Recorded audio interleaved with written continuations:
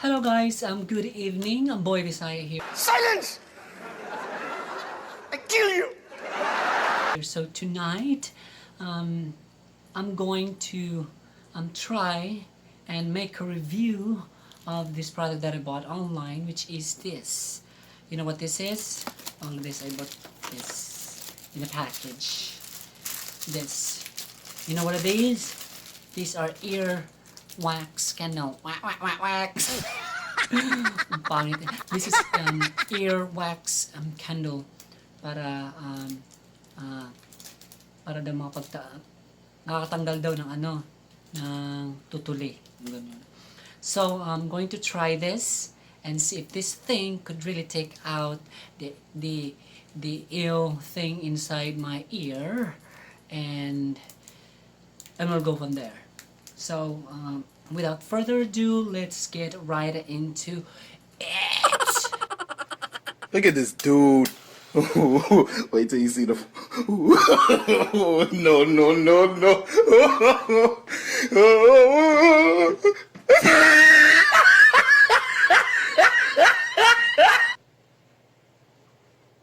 A few moments later. Hello guys, ito yung ito yung nakuha, ito yung, ano ba yan, hindi po ayaw mag-focus.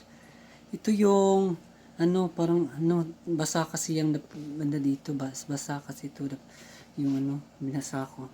Tsaka ito yun, yan, yung nasa gitna na ito. Ano to? I doubt na yan yung tutuloy ko. Grabe naman yan. Grabe naman yan. Tsaka, parang may siya, parang may, tawag dito, powder ni yellow or something. Ew. What's that? Ito. At saka may parang, ito foam cushion ba to? I don't know kung ano to. Na, nandito. Hindi ito. So, hindi ko alam kung totoo ba talagang galing to sa tenga ko. Kasi if yes, well then it's good. If not, well then isang malakis lang kalokohan. So there's only one way to find out. So guys, so nakita niyo yung yung resulta, ang mga 5 minutes, more or less 5 minutes kung nalagay sa tenga ko yun. And then, yun ang resulta. Parang suspicious kasi ba? Parang nagsususpecha ako kasi parang may kakaiba doon eh. So ang gagawin ko ngayon to make things clear, parang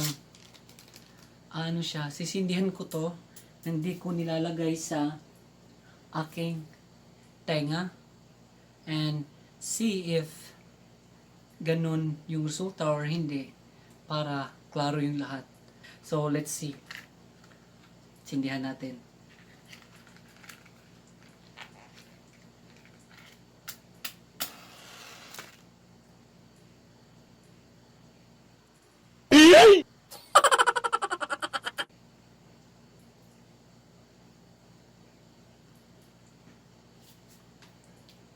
A few inches later.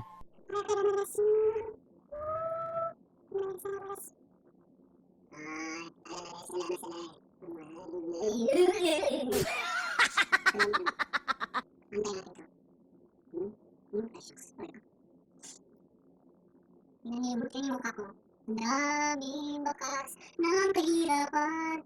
Daming bakas na. Hindi ko talaga makailan yung yung totoo talaga.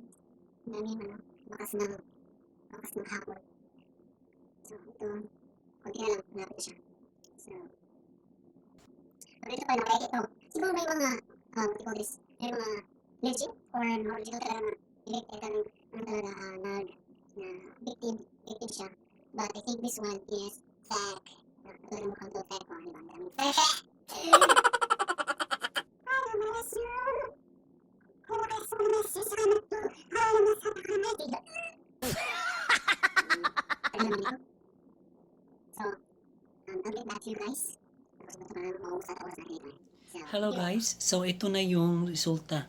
Ito yung sa ginamit ko sa tenga ko, at saka ito yung sa nilagyan, sinindihan ko lang.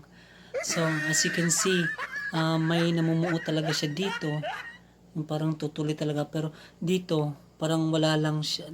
May konti, pero wala talaga. Pero nagtataka ako, ba't may, ano siya, ba't may napormang earwax.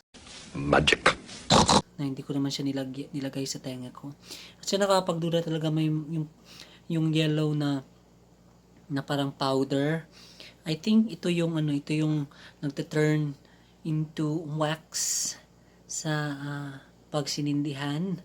So I guess again hindi siya effective. So nakita niyo yung guys, it's proof siya na ewan ko kung effective ba to or hindi. Para sa akin, I'm not sure kung yan talaga yung tutuloy sa tenga ko. Grabe naman yan. Tsaka eto, may tutuloy siya. Hindi ko naman siya nilagay sa tenga ko. Sinindinihan ko lang. So, yan siya. Hello guys, welcome back. So, as you see, or as you saw, ano ba yan? As you can see, as you can saw, whatever. He tried it. As you saw, between sa dalawang ginamit ko, may difference siya, but ang nakapagtataka lang is yung hindi ko ginamit is but may siya, earwax. At sa nakapagduda kasi parang may powder siya.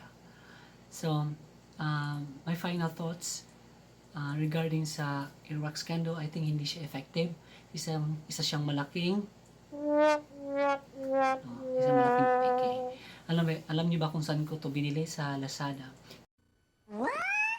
The reason why na binili ko to it's because alam niyo man pag mga ganito na edad na parang na bungol-bungol, tukmol, ang ganun. So, gusto ko siyang i-try. Kaya binili ko. So, ayun. So, resulta epic fail. So, I think may mga naman siguro legit na ganito, may mga totoo kasi marami akong nakita sa YouTube na mga professional na tao ang gumagamit ng earwax candle. So I think ito talaga itong pasaway na to peke talaga yung nabibili ko.